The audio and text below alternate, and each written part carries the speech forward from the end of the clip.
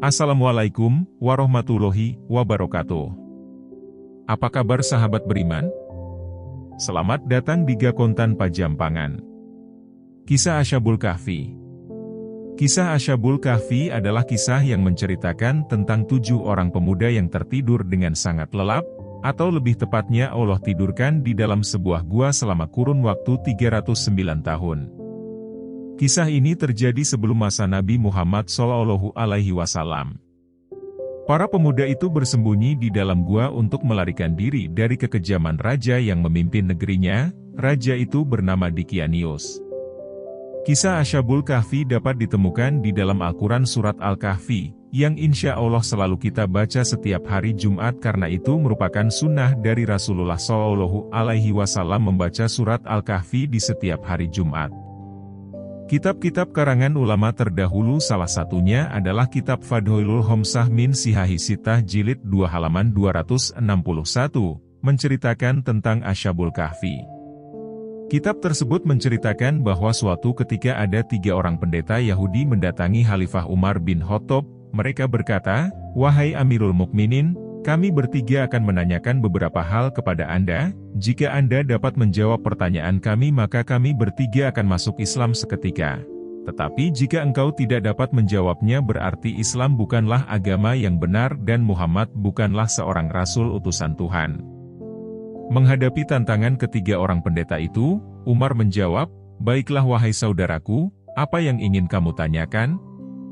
Kemudian salah satu dari ketiga pendeta itu maju dan berkata, "Wahai Khalifah, dengarkan kami ingin menanyakan kepada engkau beberapa hal yang jarang sekali orang ketahui.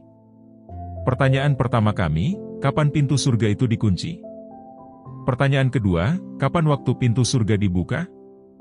Dan kemudian ketiga, beri nama kuburan yang bisa berjalan dengan penghuninya. Kemudian sebutkan makhluk Allah yang dapat memperingatkan umatnya, tetapi dia bukan dari manusia ataupun dari golongan jin. Coba sebutkan 5 makhluk Allah yang berjalan di bumi, tetapi tidak dilahirkan oleh ibu mereka, dan kemudian coba jelaskan kepada kami kisah tentang seorang pemuda yang mempertahankan iman mereka dengan bersembunyi di dalam gua." Setelah pendeta Yahudi itu berapi-api mengajukan pertanyaannya, Khalifah Umar menunduk dan menjawab, "Wahai saudaraku, dengarkan apabila Umar tidak bisa menjawab pertanyaan yang tidak bisa dia jawab itu tidak memalukan bagi Umar.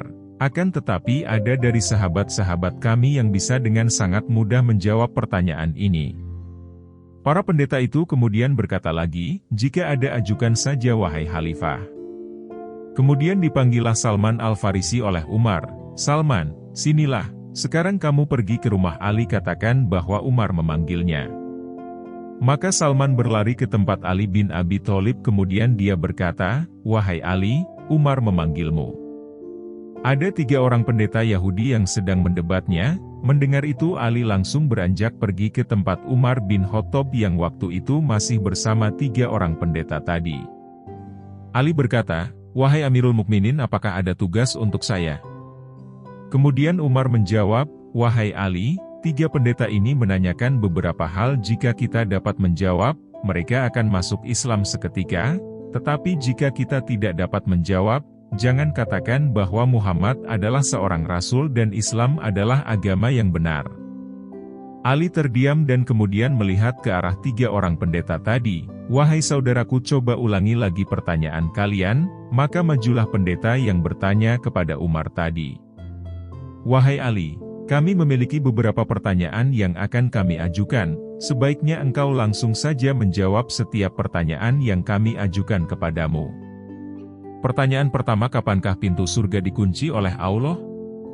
Ali bin Abi Thalib kemudian menjawab, "Syirik kepada Allah, jika kalian mempersekutukan Allah dengan apapun maka seluruh amalan kalian tidak akan naik ke langit. Itulah maknanya langit terkunci surga terkunci." Pertanyaan kedua, kapankah pintu surga akan dibuka oleh Allah? Ali menjawab, pintu surga akan dibuka dengan kalimat La ilaha illallah Muhammadur Rasulullah, pintu surga dibuka dengan kalimat syahadat. Dengan 2 kalimat syahadat yang diucapkan maka seluruh dosa di masa lampau akan dihapuskan oleh Allah Subhanahu wa Ta'ala. Pendeta kemudian bertanya lagi, "Wahai Ali, coba engkau sebutkan kuburan yang bisa berjalan bersama dirinya."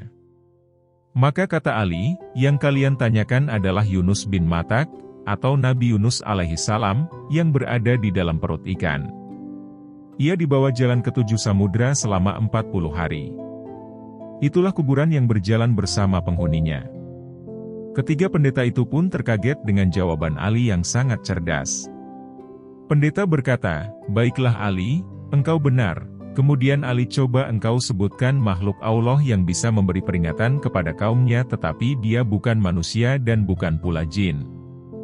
Kemudian Ali menjawab, "Ketika Nabi Sulaiman dan bala tentaranya sampai di lembah semut, terdapat seekor semut yang memimpin kawan-kawannya.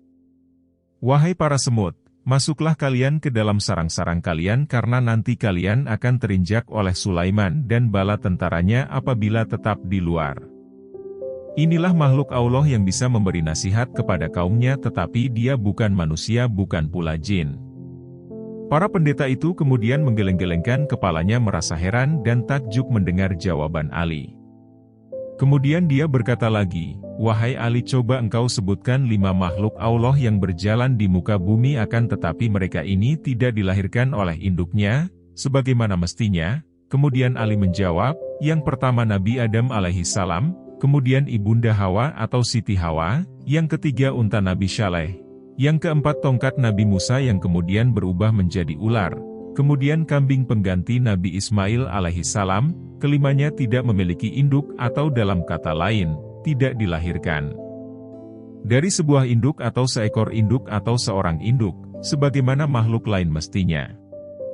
Setelah itu 2 dari ketiga pendeta tadi mengucapkan 2 kalimat syahadat, mengakui bahwasanya Islam adalah agama yang benar. Sekarang tersisa 1 orang pendeta yang enggan masuk Islam, kemudian dia berkata, "Tunggu dulu hai Ali, 2 kawanku memang sudah masuk Islam tetapi aku masih memiliki 1 pertanyaan lagi yang mungkin saja tidak bisa engkau jawab. Coba engkau ceritakan kepada kami kisah tentang para pemuda yang bersembunyi di dalam gua untuk mempertahankan iman mereka." Ali menjawab, "Baiklah, akan aku terangkan seperti apa yang ada di dalam Al-Quran."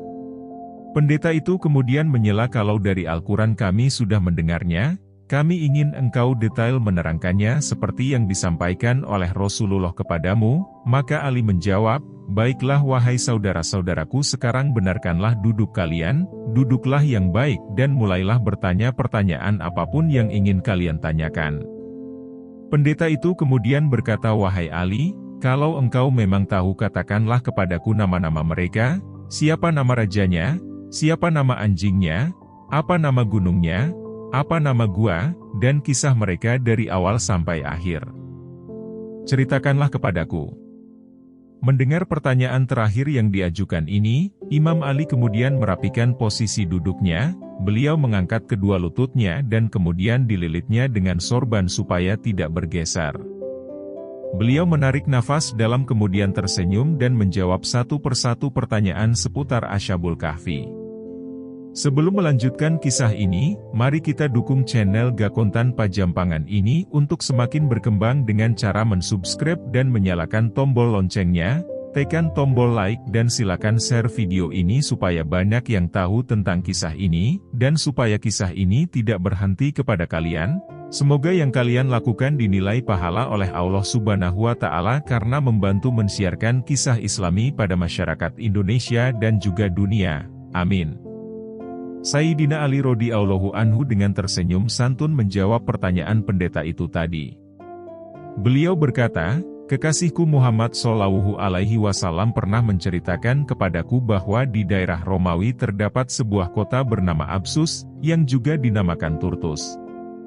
Nama kota itu di zaman jahiliyah adalah Absus. Kemudian ketika Islam datang dinamakan Turtus. Mereka mempunyai seorang raja yang soleh. Beberapa waktu kemudian raja itu wafat lalu tersebar berita kematiannya, sehingga seorang raja dari Persia yang bernama Dikianus mendengar berita tersebut. Dikianus adalah raja yang sangat zalim dan kafir. Dia datang bersama bala tentara ke kota Absus dan menjadikannya sebagai kerajaan dan membangun sebuah istana sangat megah di sana. Pendeta Yahudi yang mendengar ceritanya itu kemudian memberi isyarat kepada Ali untuk menghentikan penjelasannya. "Wahai Ali, jelaskan kepadaku tentang istana itu beserta ruangan-ruangannya secara lengkap." Ali bin Abi Thalib segera menjawabnya, "Raja itu membangun istana dari bahan marmer, panjangnya 1 farsah, lebarnya 1 farsah. 1 farsah itu setara dengan 5-6 kilometer, di dalamnya terdapat 4.000 pilar yang terbuat dari emas dan terdapat 1.000 lampu emas. Lantainya dari bahan swasa, yaitu logam yang berisikan campuran antara emas dengan tembaga. Setiap malam diisi dengan minyak wangi yang sangat harum. Istana itu dijaga dengan sangat ketat oleh para pengawal. Di sisi timur diisi dengan 180 kekuatan, di sisi barat 180 kekuatan. Matahari mengelilingi istana itu dari sejak terbit sampai terbenam. Ia membuat singgasananya dari emas yang panjangnya 80 hasta dan berhiaskan mutiara. Ia letakkan di sebelah kanan singgasana 80 kursi emas, untuk para panglimanya, di sebelah kirinya 80 kursi emas juga. Dia duduk di atas singgasananya sambil mengenakan mahkota di atas kepalanya." Yahudi itu dengan bersemangat berkata, "Wahai Ali, jika engkau sungguh mengetahui, terbuat dari apakah mahkotanya?" Ali bin Abi Thalib kemudian menjawab, "Wahai saudaraku, mahkotanya terbuat dari emas cetakan yang mempunyai 9 pucuk.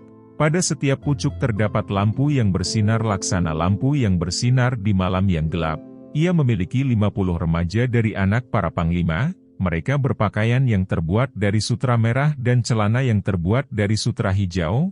Mereka memakai mahkota gelang tangan dan gelang kaki yang terbuat dari emas berkilauan. Dia juga jadikan 6 pemuda dari kalangan ulam sebagai menteri. Menterinya, dia tidak akan menetapkan satu keputusan tanpa diskusi dengan mereka. 3 orang dari mereka berdiri di sebelah kanan dan 3 orang di sebelah kiri sang raja." Pendeta Yahudi kemudian berkata, "Wahai Ali, beritahu aku siapa nama 6 orang itu?" Ali bin Abi Thalib kemudian menjawab, "Kekasihku Muhammad bercerita kepadaku bahwa 3 orang yang di kanan adalah Tamliho, kemudian satunya Muksalmina, dan yang terakhir Muhsalmina, sedang yang di sebelah kiri adalah Martulius, Haitus, dan Sadarius." Raja itu senantiasa meminta pendapat dari mereka dalam segala urusan. Jika ia duduk di singgasananya yang mewah, setiap hari orang-orang berkumpul di sekitarnya, maka datanglah 3 pemuda dari sebuah pintu. Di tangan salah seorang dari mereka terdapat gelas emas yang berisi minyak kasturi, di tangan pemuda kedua adalah gelas perak yang berisi air mawar, serta di tangan pemuda ketiga bertengger seekor burung yang sangat elok. Jika yang satu berteriak, maka burung itu terbang menuju gelas yang berisi air mawar, lalu ia mandi dengan air mawar itu. Bulu dan sayapnya menyerap air mawar yang sangat wangi. Jika yang kedua berteriak, maka si burung terbang menuju gelas yang berisi minyak wangi. Burung kecil itu pun mandi dan menyerap minyak wangi dengan bulu dan sayapnya.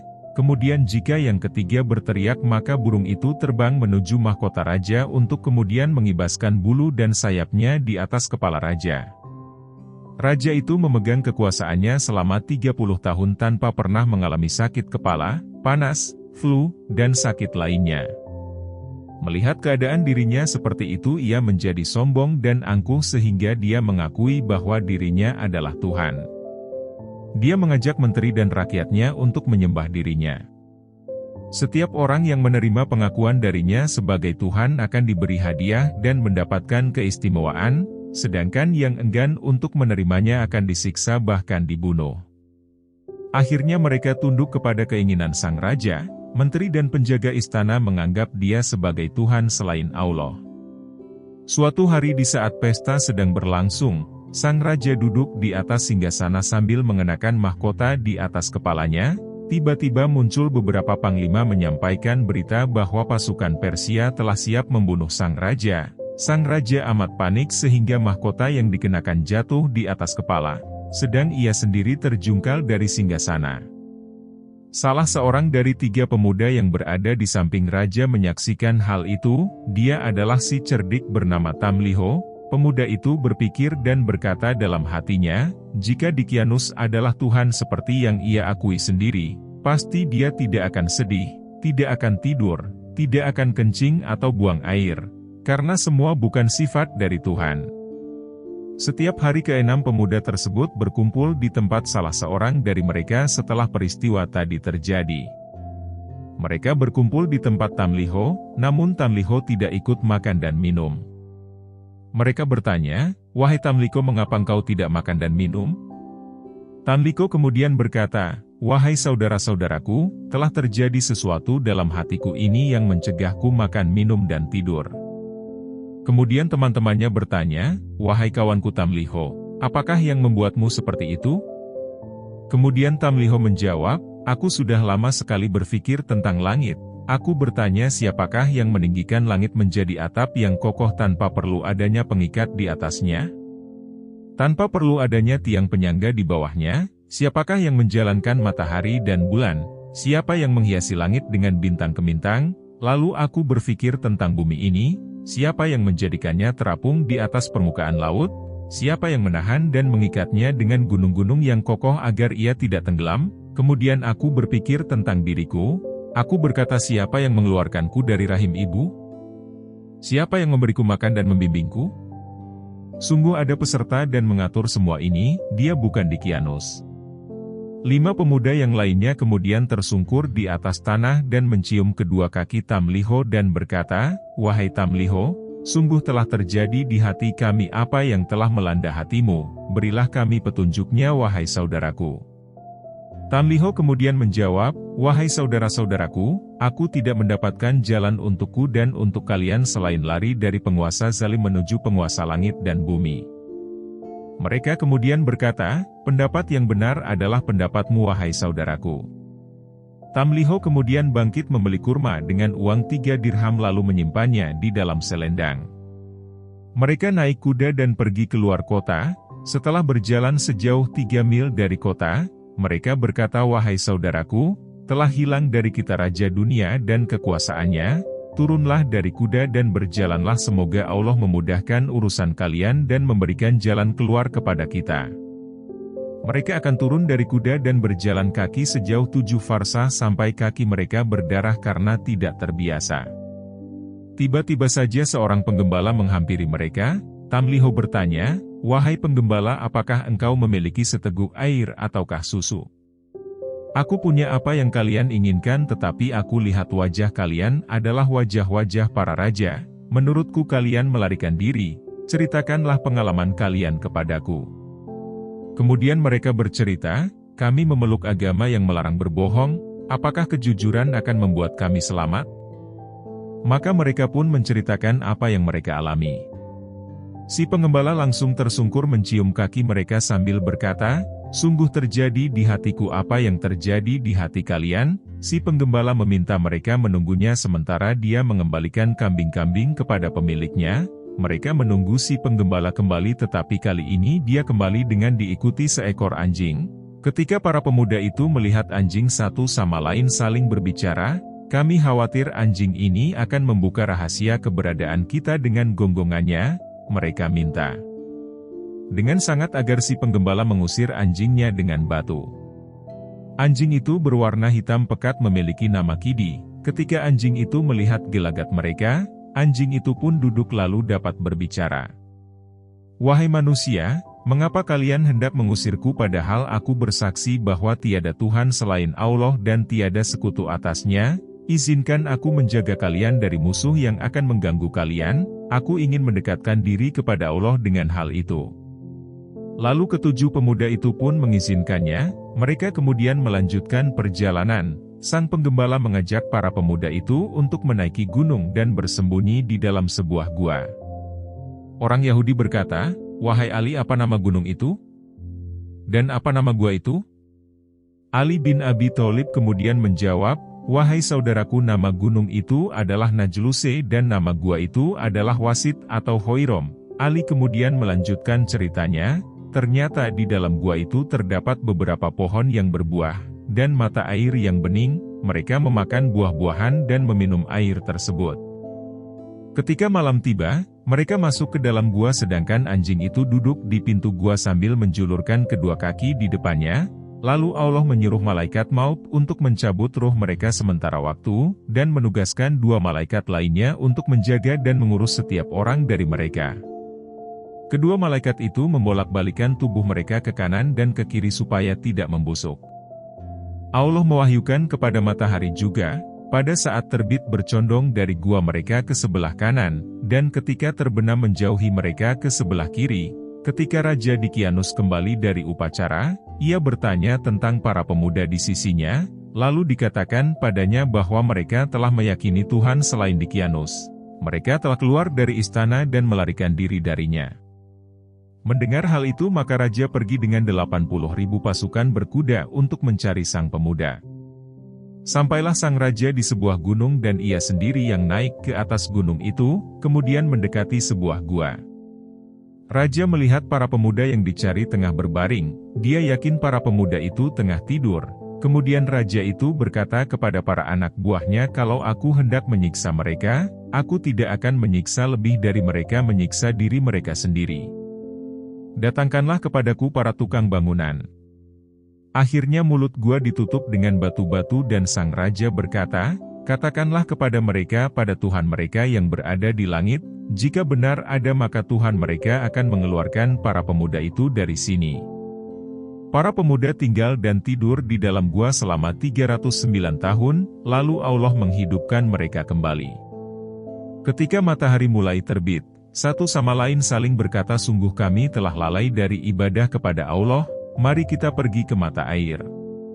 Ternyata mata air dan pohon-pohon telah kering. Salah seorang berkata, sungguh ini adalah hal yang sangat aneh. Bagaimana mungkin mata air seperti ini menjadi kering hanya dalam tempo 1 malam, begitu juga dengan pohonnya, lalu Allah membuat mereka merasa lapar. Salah seorang berkata, siapa di antara kita yang bisa pergi membawa uang ke kota untuk membeli sesuatu untuk kita makan, hendaknya dia teliti jangan sampai makanan itu bercampur dengan lemak babi seperti tercantum dalam firman Allah. Maka utuslah dari kalian dengan membawa uang ini ke kota, dan lihatlah makanan yang paling bersih yaitu makanan yang halal dan enak untuk dimakan. Tamliho kemudian berkata, wahai saudara-saudaraku, aku saja yang beli makanan itu tetapi wahai penggembala berikan bajumu kepadaku dan kenakan bajuku ini. Kemudian mengenakan baju si pengembala dan berjalan melalui tempat-tempat yang tidak ia ketahui, ternyata di atas pintu gerbang kota berkibar bendera hijau yang bertuliskan tiada Tuhan selain Allah dan Isa adalah Ruh Allah. Pemuda itu terpana melihat bendera itu dan mengusap-usap matanya seraya berkata, apakah aku sedang bermimpi? Saat berlalu ia memasuki kota dan melewati sekelompok orang yang tengah membaca kitab Injil. Beberapa orang menyapanya hingga sampai ke pasar dan menemui seorang pedagang roti. Ia berkata, wahai tukang roti, apa nama kota ini? Tukang roti itu kemudian menjawab, kota ini bernama Absus. Ia menjawabnya dengan sangat ramah. Siapakah rajamu? Tanya pengembala itu tadi. Abdurrahman, jawabnya singkat. Tamliho berkata, jika Anda benar, sungguh yang kualami ini sangat aneh, berikan padaku makanan seharga uang dirham ini. Uang dirham yang berlaku pada masa Tamliho berat dan besar, sehingga si tukang roti terheran-heran melihatnya. Si pendeta Yahudi yang mendengarkan cerita itu kemudian memberikan isyarat kepada Ali supaya diam. Dia bertanya lagi, wahai Ali, katakan kepadaku berapa berat dirham itu? Ali kemudian menjawab, wahai saudaraku kekasihku Muhammad memberitahuku bahwa berat dirham itu 10 kali dari berat dirham saat ini. Ali kemudian melanjutkan, tukang roti berkata kepada Tamliho, wahai anak muda engkau telah mendapatkan harta karun, berikan sebagian kepadaku jika tidak Anda akan kubawa kepada raja. Kemudian menjawab, aku tidak mendapatkan harta karun wahai saudaraku, dirham ini kuperoleh dari hasil menjual buah-buahan seharga 3 dirham.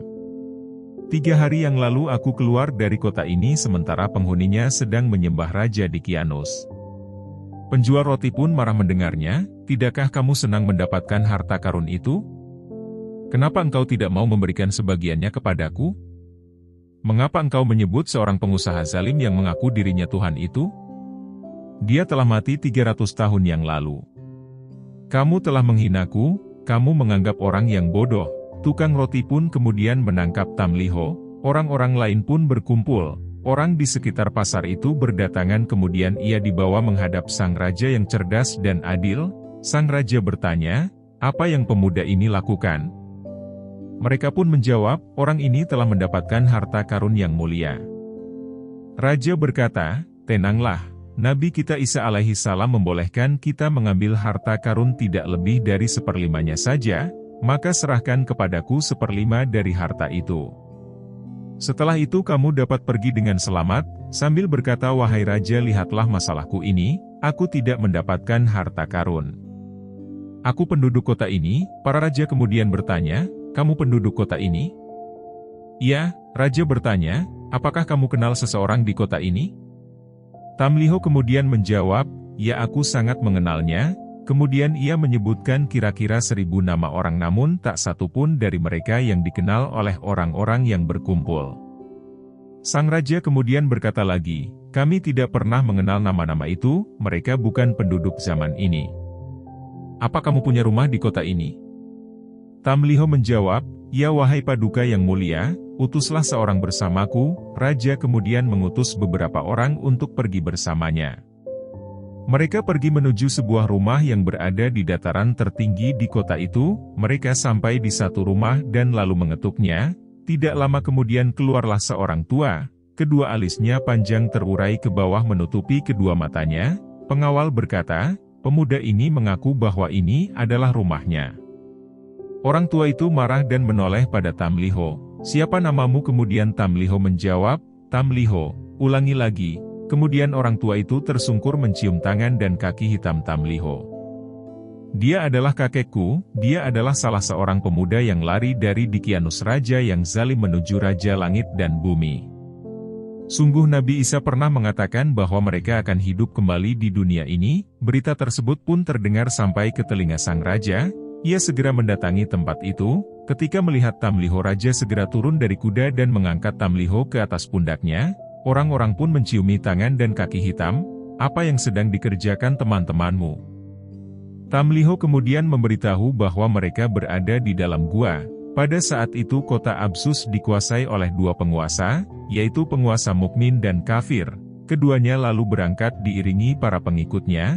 Ketika mereka mendekati gua, Tamliho berkata kepada mereka, "Aku khawatir saudara-saudaraku mendengar suara kaki kuda dan gemerincing senjata sehingga mereka anggap Dicyanus telah siap menyerang, mereka akan sangat ketakutan, oleh karena itu kalian tinggallah di sini sebentar, biar aku masuk ke dalam untuk memberitahu mereka." Mereka pun setuju dan Tamliho masuk menemui temannya.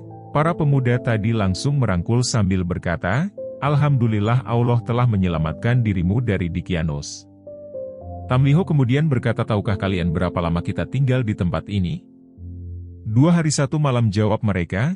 Tamliho berkata lagi, "Tidak, tetapi kalian tinggal di sini 309 tahun, Dicyanus telah mati, waktu demi waktu telah berlalu dan kini penduduk kota telah beriman kepada Allah yang Maha Besar." Mereka berkata, "Wahai Tamliho, kamu ingin kita berbuat fitnah? Kamu ingin kita berbuat keributan atau prahara kepada orang-orang itu?" Kemudian menjawab, "Lalu apa yang kalian inginkan?" Mereka berkata, "Angkatlah tanganmu, kami akan mengangkat tangan kami." Mereka semua mengangkat tangan dan berdoa, "Ya Allah, demi kebenaran yang Engkau tampakkan kepada kami berupa keanehan dalam diri kami, cabutlah nyawa kami agar tidak seorang pun mengetahui kami." Allah Subhanahu wa Ta'ala kemudian mengutus malaikat maut untuk mencabut nyawa mereka, lalu Allah menutup pintu gua. Kedua raja itu tidak sabar menanti. Mereka segera menyusul karena lama. Dua penguasa tadi mengelilingi gua selama 7 hari 7 malam, namun tidak menemukan pintu atau lubang pada gua itu. Mereka berdua yakin bahwa itu adalah kebesaran ciptaan Allah yang Maha Mulia dan bahwa keadaan ini merupakan pelajaran penting yang diperlihatkan kepada mereka semua. Penguasa yang beriman berkata, "Mereka mati atas dasar agamaku dan akan kubangun di atas pintu gua ini sebuah masjid." Sementara penguasa kafir berkata, "Tidak, mereka mati atas dasar agamaku dan akan kubangun tempat peribadatan." Akhirnya mereka berperang dan penguasa mukmin mengalahkan yang satunya lagi yang dijelaskan Allah dan berkata, "Orang-orang yang menang akan kami jadikan di atas mereka sebuah masjid." Itulah kisah mereka wahai pendeta Yahudi. Lalu Imam Ali berkata, aku bertanya kepadamu wahai Yahudi, apakah semua itu sesuai dengan yang ada dalam Taurat kalian? Orang Yahudi itu berkata, Anda tidak menambah dan tidak mengurangi satu kata pun wahai Abul Hasan wahai ayah Hasan dan Husain. Jangan lagi Anda panggil aku Yahudi, aku bersaksi tiada Tuhan selain Allah dan Muhammad adalah hamba serta utusan Allah, dan Anda adalah orang yang paling pandai di antara umat Muhammad. Hikmah yang dapat diambil dari kisah ini adalah, Allah akan menolong orang-orang yang berbuat baik dan ingin menghancurkan serta meninggalkan kezaliman. Allah akan selalu menjaga dan mencintai orang-orang yang beriman kepadanya dan beriman kepada utusannya. Wallahu a'lam bishawab.